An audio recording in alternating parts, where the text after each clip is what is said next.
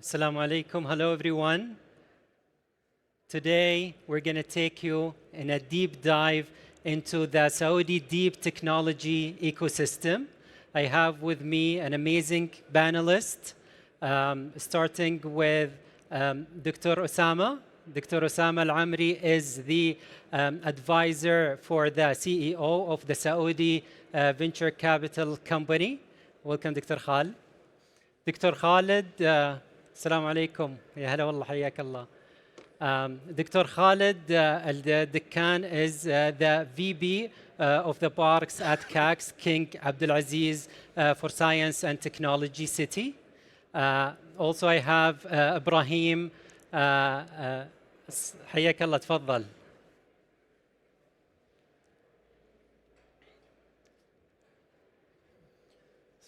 آسف.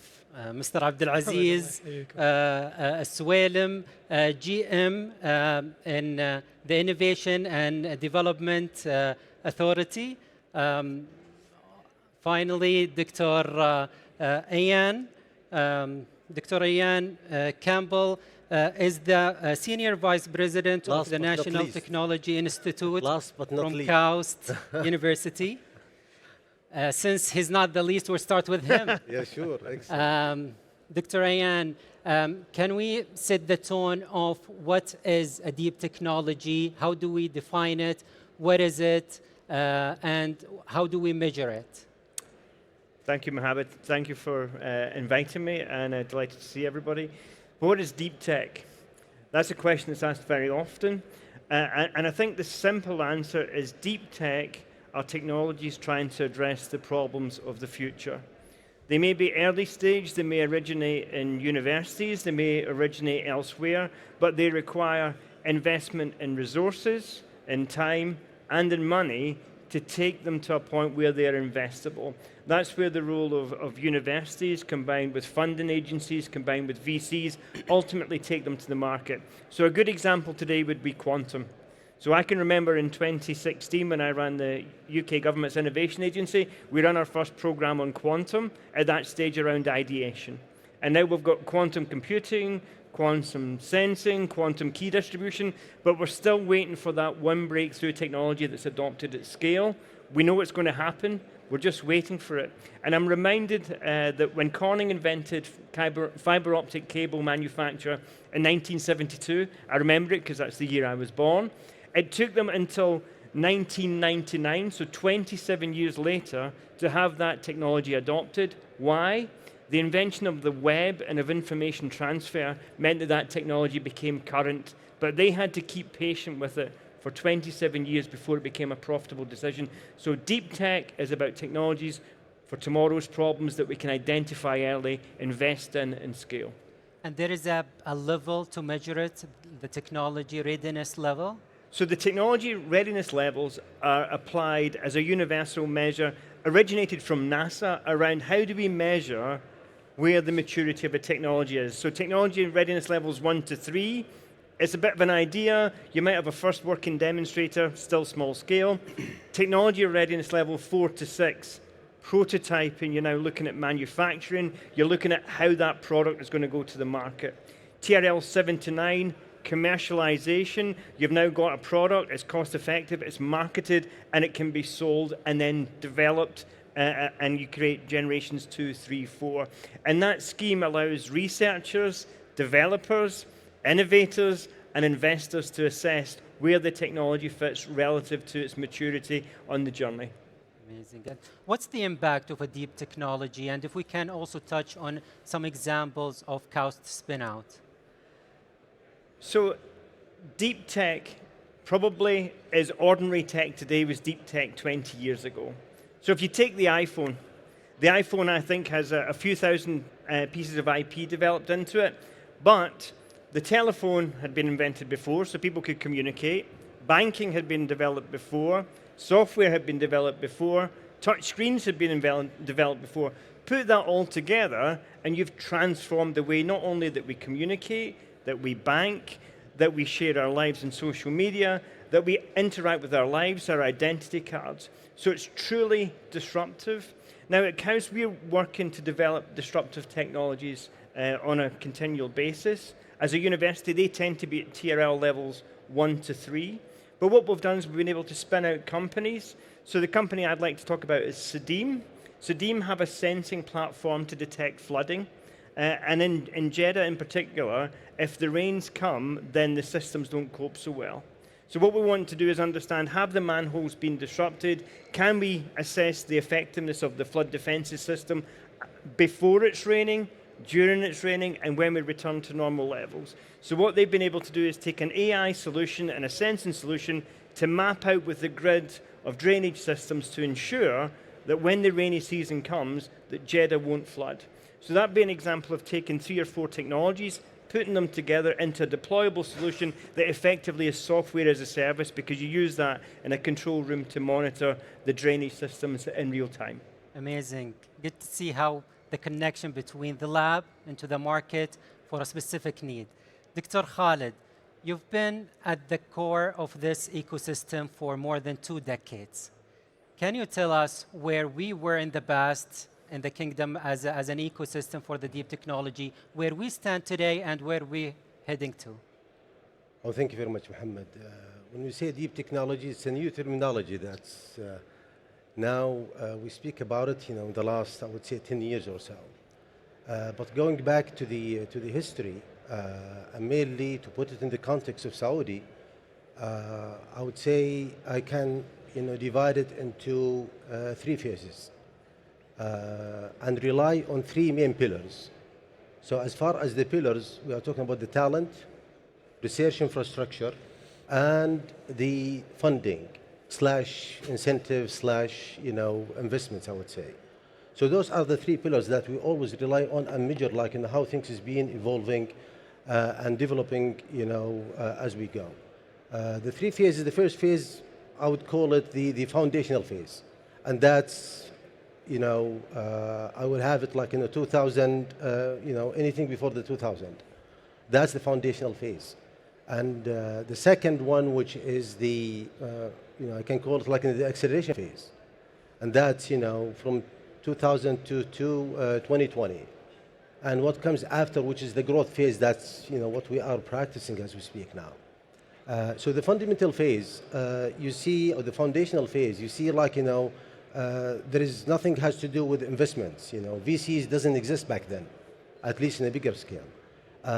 You see the government, even the government grants is very limited. I remember it like it's being given to, when you read the history, you see it, it's around like 40 to 30 to 40K given to the researchers just to conduct a very classical research.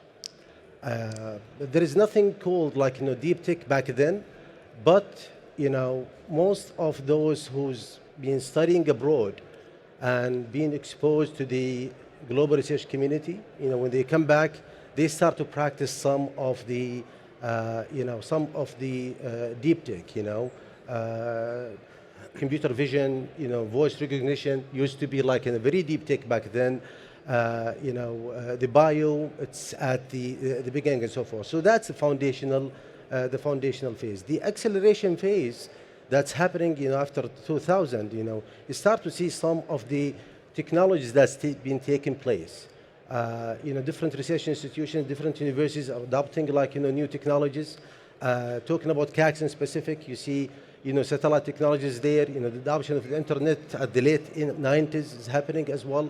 A bit of, plasma, machine learning and so forth and so on. So there was a bit of, great fund is happening from the government when the National Science, Technology and Innovation Plan was, launched in 2008 with $2 billion for the first cycle of 5 years.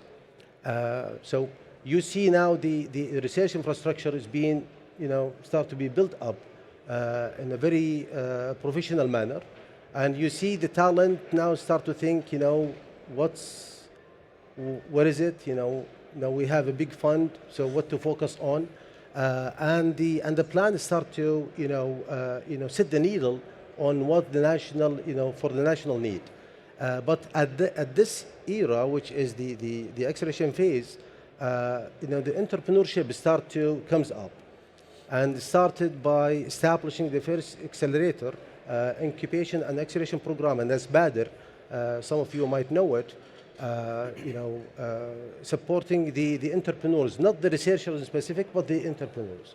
Just to make it short, for the third phase, which is what we are practicing now, you see the VC community is growing up, reaching almost like $1.5 billion for year 2025. You see the entrepreneurs now is adopting the deep tech after the government, the private sector is setting the stage or building the momentum for the what's so-called like in a classical technologies, more or less.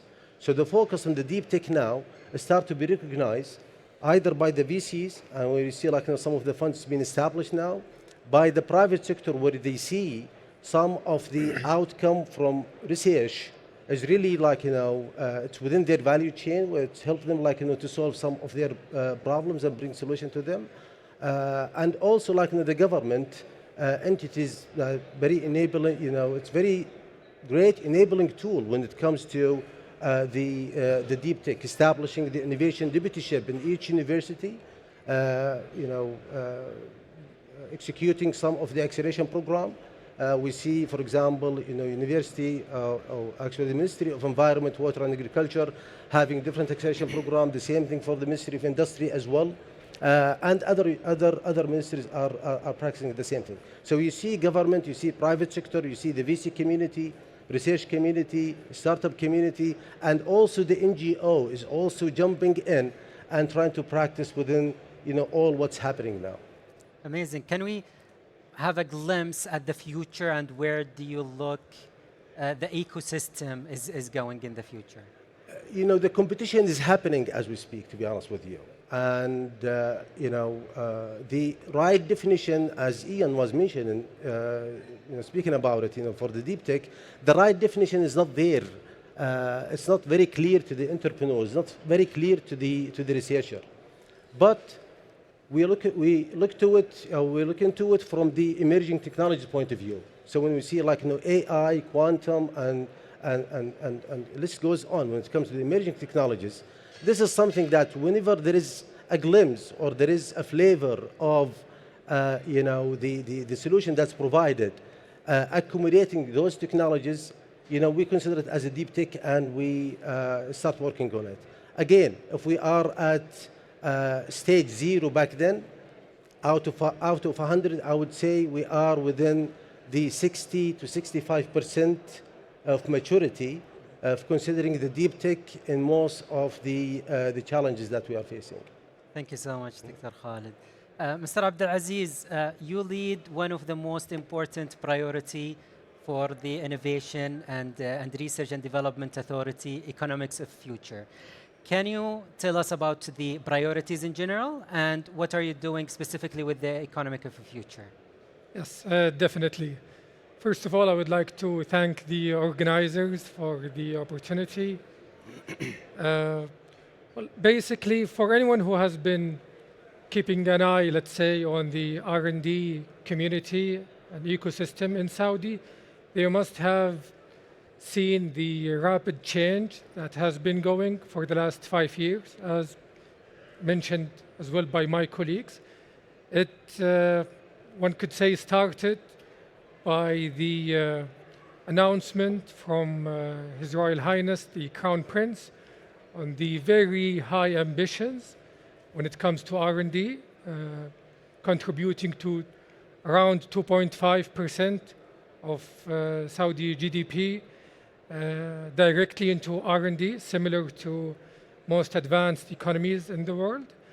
As well, it was announced the new vision for the ecosystem, mainly what we call the 4 priorities of R&D in the kingdom: sustainability, health and wellness, energy and industries, and finally, economies of the future.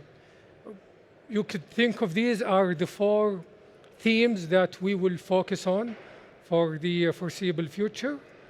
3 of them are quite self-explanatory.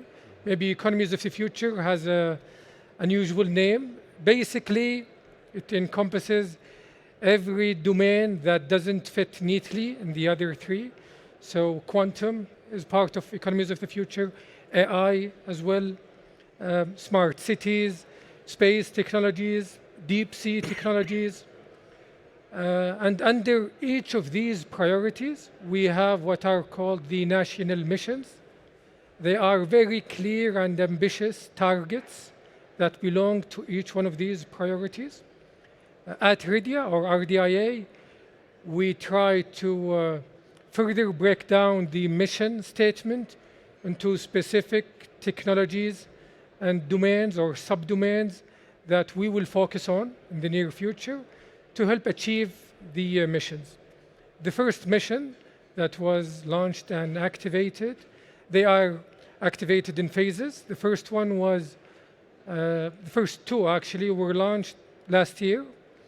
They are what we call the water and food security missions. They were deemed to be of the highest priority for the kingdom. The water mission is basically to reduce the cost of water production by more than 50% and reduce the use of non-renewable water by 90% in around 15 years. The food mission is to achieve more than 50% food security in Saudi around the same time. As you see, these are very high-level like statements, but what we do first at RDIA is that we break them down into more meaningful activities and actions and technologies. We define specifically what we mean by them. We identify global partners and local ecosystem players like KACST that will help in each of these activities, developing the different technologies, charting the technology roadmap for each mission. I'll give maybe a more deeper example for the water mission, which was actually mentioned by His Excellency the Minister Al-Fadli this month in Rome. He was referring to it. When we work on devising and breaking down that mission statement to help explain to the ecosystem what needs to be done specifically to achieve that mission, we go deep into the latest review papers for the specific domains that can contribute to that mission, and we identify the local research teams and scientists that can push the envelope in developing those missions.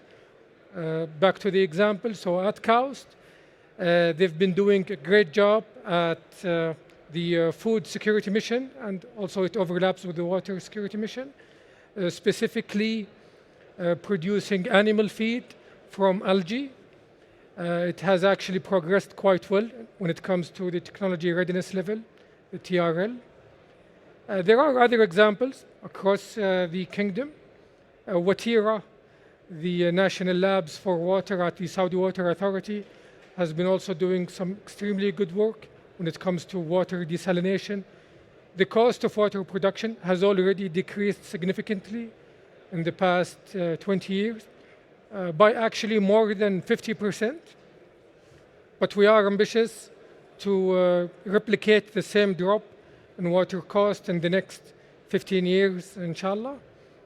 Currently, we're also working on explaining other missions. Since my colleagues have mentioned AI and quantum, maybe I'll give them as examples. In the economies of the future, we have, as I've said, multiple missions under each priority. For economies of the future, we have around 11 missions. 3 of them are of high priority for this year and to be launched early next year. The first one is actually quantum computing, sensing, communication, etc.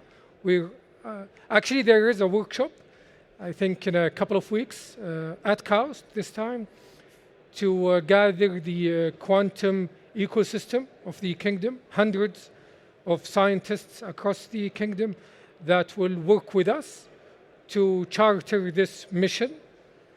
We're also working on the AI mission. When I say work, it's not only the scientists, but also what we call the custodians of the mission. The custodian are the government entities that will benefit the most from achieving the mission. So for the water and food security, it was MIWA. For AI and smart cities, it will probably be Sadaya.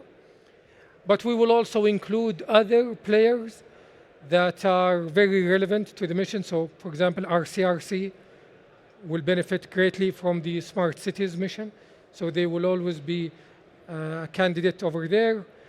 KACST is almost with us in every seat. They are the national labs, the kingdom. Everyone obviously has a different role. We utilize and benefit from the scientists and the national labs in certain ways, but also we have what we call the mission guide, a document that helps us in achieving those goals, utilizing and benefiting from the different players, but also avoiding bias or any potential complications. We as well have 3 missions that are about to be announced this year. There is the oils to chemicals, where we intend to convert more than 80% of our oil production into more valuable chemicals. There are 2 missions in health, one for non-infectious diseases and the other for infectious diseases, also to be announced, inshallah, in a month or 2. I don't want to take too much time, but this was a glimpse of what we try to do, or one thing that we try to do at RDIA when it comes to planning. Of course, we have other initiatives in order to execute on these plans.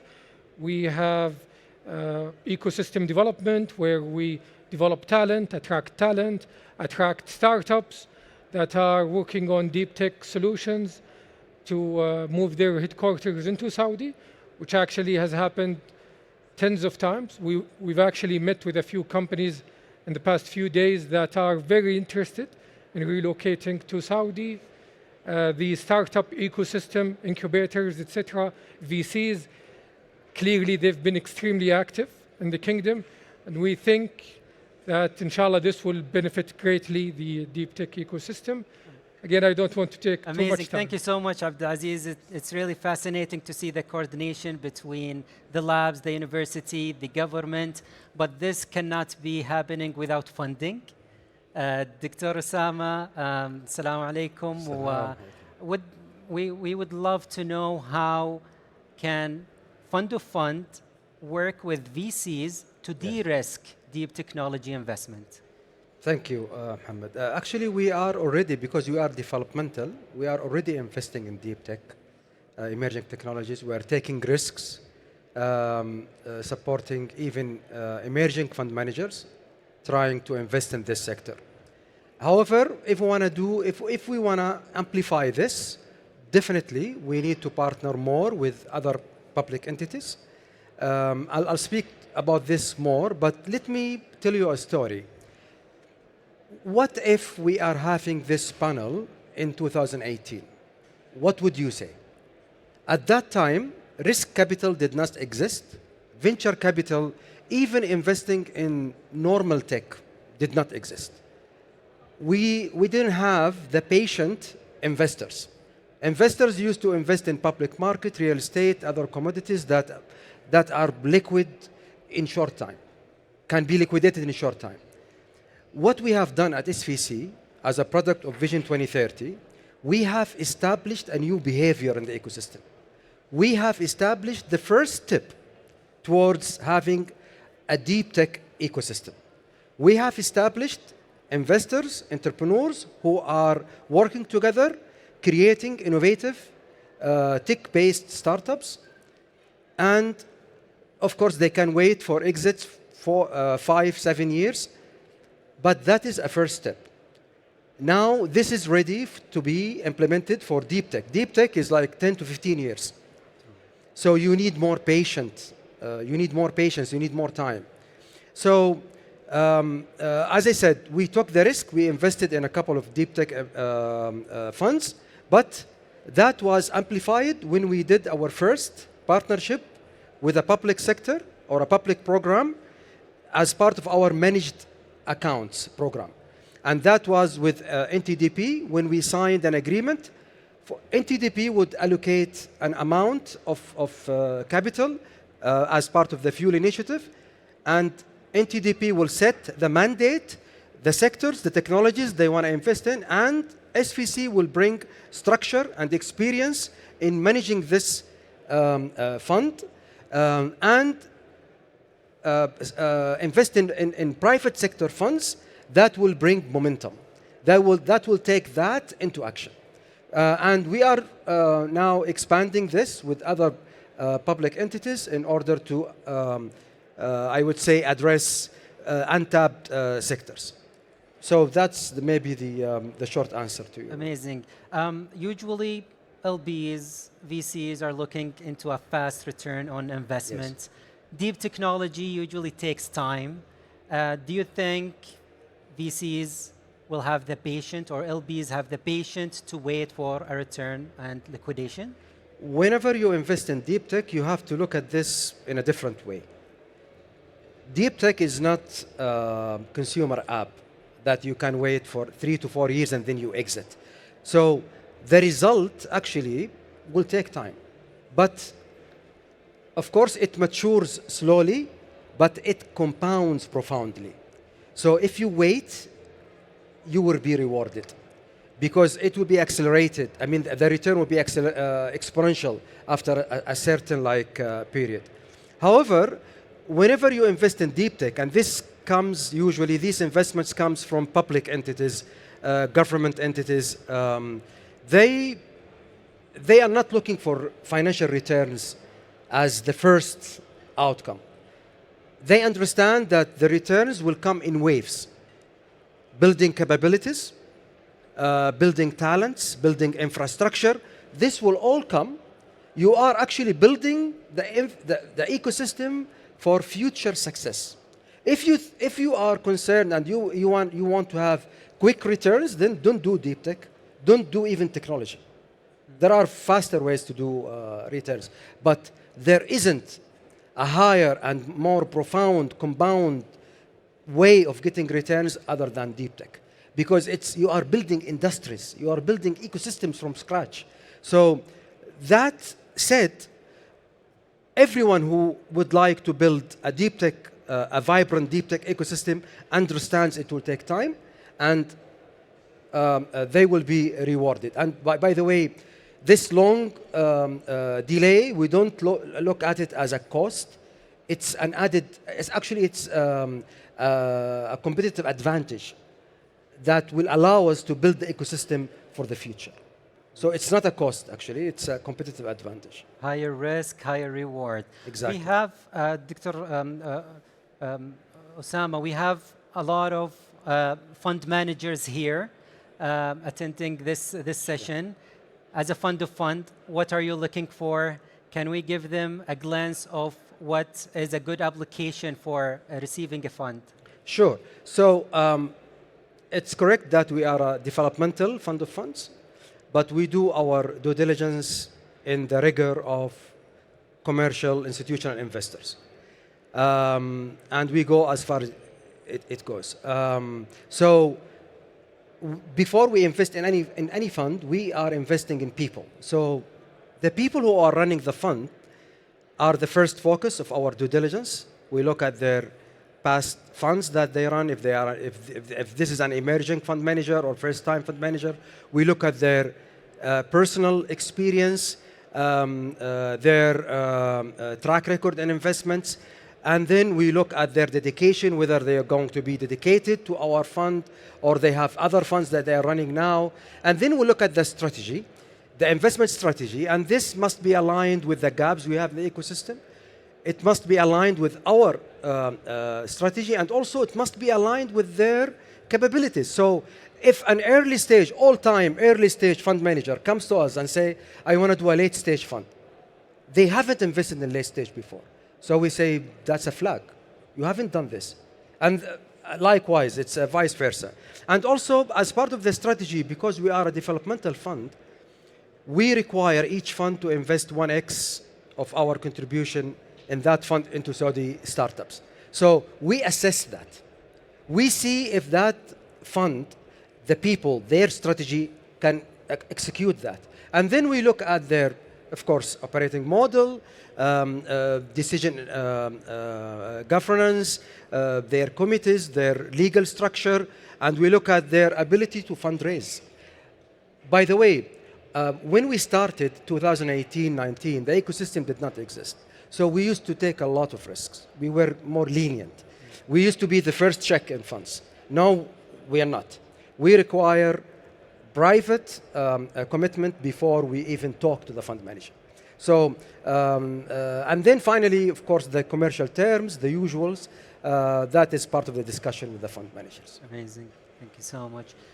Before we end this session, we would like to hear from everyone one actionable advice that you can give the audience, whether they are entrepreneurs, VCs, LBs, to take from this session.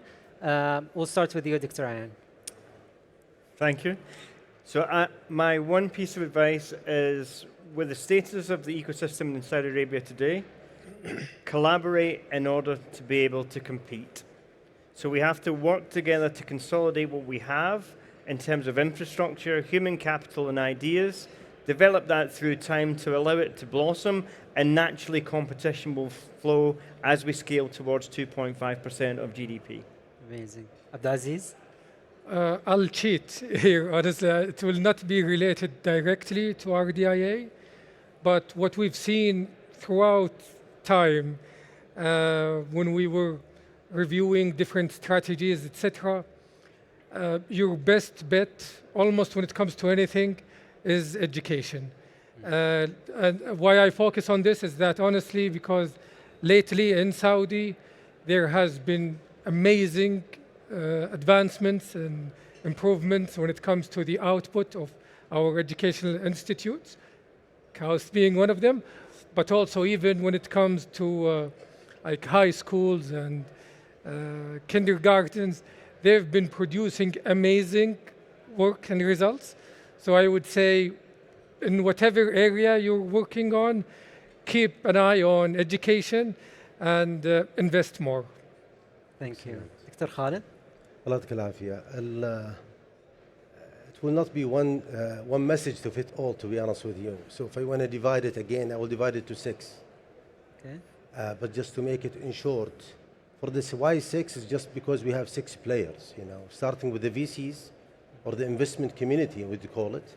We have the research community, we have the startup community, we have the government, we have the private sector, and also we have the NGOs, which is unlocked potential, a potential that need to be unlocked, to be honest with you. For the government, I would love, the government to continue to do what they are doing now, by supporting innovation and showing their demand as well. So the entrepreneurs will be able to at least have clarity on what to focus on. For the private sector, which is something that we always face, and I see some of the private sector here, it's really the reluctance that's happening. It's not a solution. When it comes for the deep tech, there is no a direct, or a full solution that's need to provide to private sector. So market acceptance takes some time. So they need to be at least to put some trust in the research community and also in the entrepreneurship community. The NGO, I see them engaging, and mainly in the environment and health. And this is something that also we need them to continue. But what's more important, to be honest with you, which is for the startup community, is for them, mainly for the deep tech, to be patient and to know that it's not something trivial that they need to work on. So they need to be patient, and it's going to take some time for them to gain the market acceptance and gain investments at the end. Thank you so much. Dr. Osamah? Thank you, Mohammed, and thank you. I would like to thank NTDP for the opportunity to be here. I would say we have all the components of a thriving or a successful deep tech ecosystem, but the problem is that they work in isolation to some extent. So my advice is we need urgently like a national framework for deep tech acceleration that brings all of these players together from idea, from the lab, all the way to the market. And we have a great example with NTDP through the Fuel Initiative, when government programs with a developmental a fund of fund and private investors came together. This purpose met the velocity and performance of the private sector through SVC. We have now invested in 5 funds that already invested in more than 10 deep tech Saudi startups in less than a year. So this one project created this impact. Just imagine if this is done nationwide. Amazing. Thank you so much. We're happy to have you all. As you heard it, we have the government working with the universities, with the national parks, as well as the funding, along with the non-dilutive offerings from the National Technology Development Program. Thank you so much, everyone. We're happy to have you. And now we're going to move to showcase 3 startups as a use case to show you a deep technology startups that's coming out of this deep technology ecosystem.